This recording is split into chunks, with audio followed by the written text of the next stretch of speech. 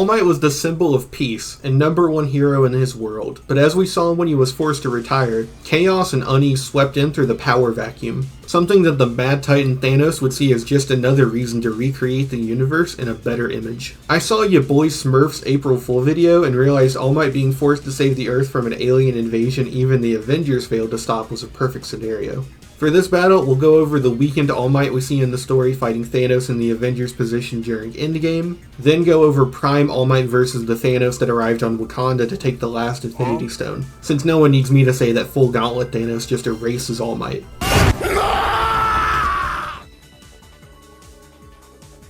With Thanos being the new face on the channel, let's go over some broad MCU scaling. As someone who completely bodied Hulk and Thor without the use of his Infinity Stones, stated directly by the Russos that Thanos simply didn't need them, this puts him comfortably above the both of them, which would scale to the many storms Thor has created in the movies, which have been calced as anywhere from mountain to country level, meaning Thanos' boxing is stronger than it might look on the big screen. Speed is also very easy to scale for the MCU, as we know most of the characters in the universe are at least vaguely relative in speed for plot convenience, with multiple characters reacting to lasers and such, with a more direct speed feat being Captain Marvel rescuing Tony and Nebula and taking them back to Earth in a day, which is massively faster than light, but since Thanos intercepts her mid-flight in Endgame, we know he's not infinitely slower than her and should bare minimum be relativistic, if not just light speed. As for abilities, Thanos fights with a sword that's pretty cool.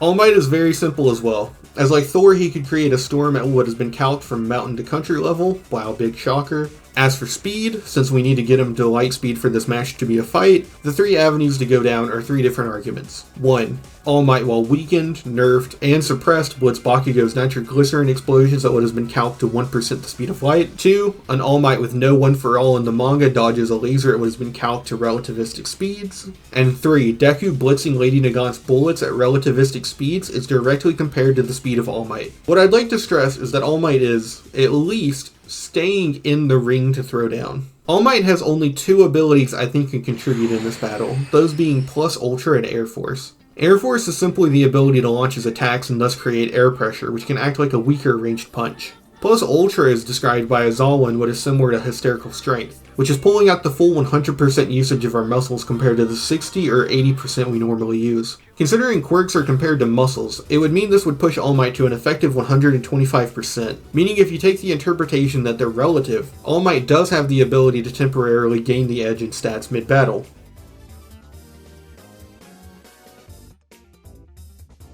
So what can you do against Thanos? Put simply, they're likely relative, with Thanos having the edge in stamina and speed, with All Might being able to shortly amp himself to be stronger than Thanos. But considering All Might is the one on a timer, I do see him being unable to win the battle. Although for this scenario, if he was with Tony, Thor, and Steve, he would have turned it into a Jujutsu Kaisen style jumping, considering they already pressed him.